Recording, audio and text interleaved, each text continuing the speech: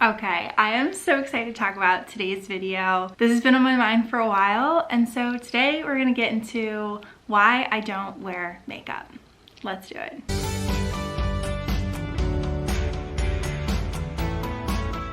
So I have just never really worn makeup my entire life. I guess it kind of started because my mom doesn't wear makeup. Oh, there's baby. And so she was like, hey, you can wear makeup if you want when you get to a certain age, but she never like taught me, you know, how to put on makeup. And so I don't know, I kind of had a little bit of an interest in it, I guess. You know, when I would go to homecoming in high school or whatnot, you know, I would put on some eyeshadow, some sparkles, maybe like a lipstick, maybe mascara. I have no idea how to do foundation. Most of it I have no idea how to do. But I don't know, I just was never really drawn to makeup. And so as a minimalist now, I think it really kind of goes into my minimalist personality, because as a minimalist, women can wear makeup. Anyone can wear makeup. Makeup is also not a gendered thing. I want to make that very, very clear. So anyone can wear makeup, even as a minimalist. But I think for me personally, I've never been drawn to it. One, it's really expensive. So we all know that there's this thing called the pink tax, right? So for example, a razor could be $2 for a man, you know, and then for a woman, it could be $15. And they're marketed differently and they're in different areas of the store, so you can't necessarily compare.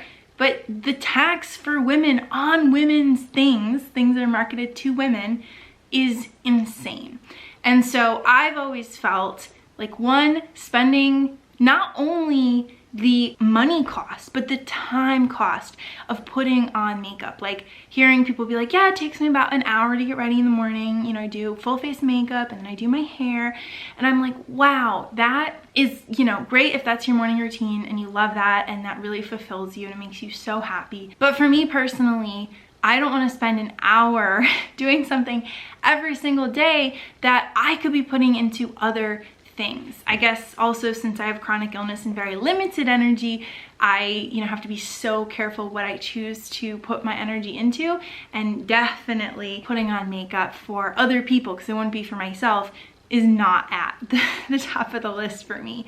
And so that's something that I think society puts on women, honestly, is like when you leave the house, you need to have a full face of makeup or you're not presentable. Your hair needs to be perfect or you're not presentable. And it almost holds us back. I feel like a lot of stuff I'm gonna say in this video is gonna be controversial for at least someone. But I really think that like those crazy societal standards do hold women back, and I think that they're very unfair in the work environment as well. You know, depending on what career you're in. I was in the business field. It was very, very, very rare to have a woman like myself not wear makeup in business settings, and I never had anyone like comment on it to my face, but it's definitely something that you are very, very aware of. And I realize and I understand that in a lot of fields, women have to put on a full face of makeup. The societal expectation of that is kind of crazy to me. And I think that that all factors into the pink tax and how unfair that is. So kind of my whole inspiration for making this video was Sorelle Amore. We all know I love Sorelle so much. She did a video called The Cult of Aesthetics. And while it's not solely about makeup, it is about a lot of these topics, including just how obsessed we are with aesthetics. And so I know that I fall into that a little bit with kind of my minimalist aesthetic with my room, and really wanting to make sure that it's set up the way that I want it to be, a way that's functional, minimalistic, all of these things. So, you know, I'm not saying that I don't succumb to these things as well, but her video is very, very interesting. I'm gonna link it below. She talked about how it's fun to not have to care about what things look like or how they're presented, and not to have this false facade of perfectionism, and it's given her a lot of freedom. And to me, I was like, oh, that stuck so much to me, because that freedom as a woman when something is expected of you, and I know that like as an autistic woman, I am not traditional in any sense, just as myself, like I am not the traditional woman. And so in so many ways, like I don't fall under kind of that trying to make things look perfect when they're not. Talking about my health journey, obviously, you know, that as well. But I think that whole kind of culture of aesthetic, you know, social media, right? We want things to look perfect on social media. I also fall into that a little bit because I love editing photos, not necessarily just photos myself, but just photos in general.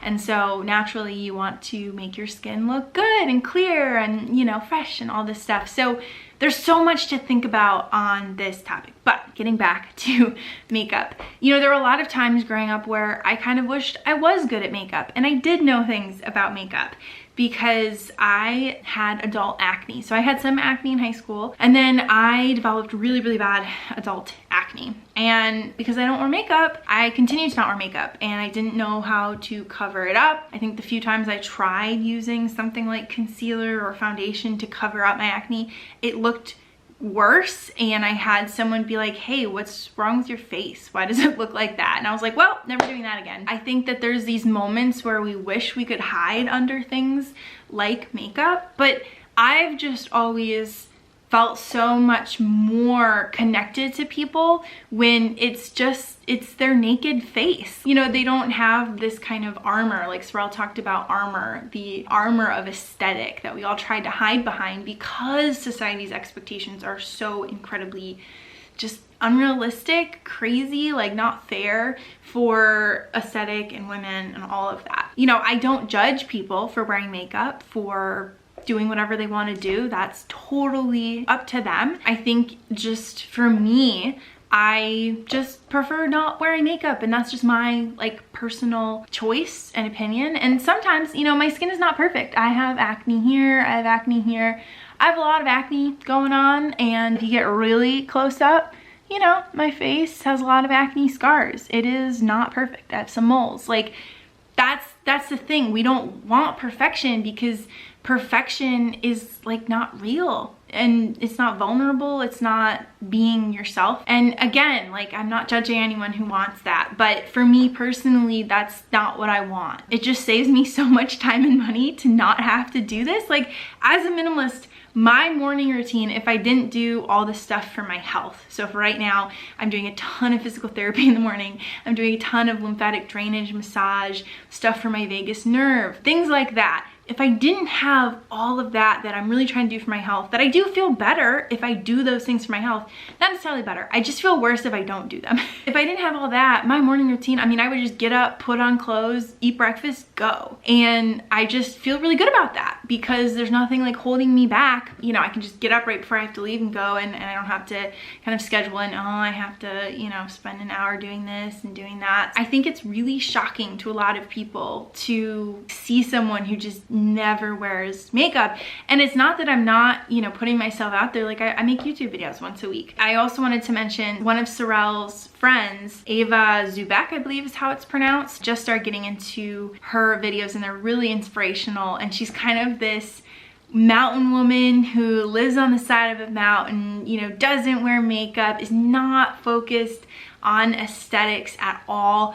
And I've been really, really inspired by her because she's just living her life. That's the thing. Like, it's cool if makeup makes you feel happy, but so much of things like makeup is for other people so that they don't judge us or so that they think we're beautiful, instead of, are you doing the makeup 100% for yourself, or are you doing it for outside sources? I think that's what bothers me so much about makeup. This video is kind of helping me explore some of why I don't wear makeup.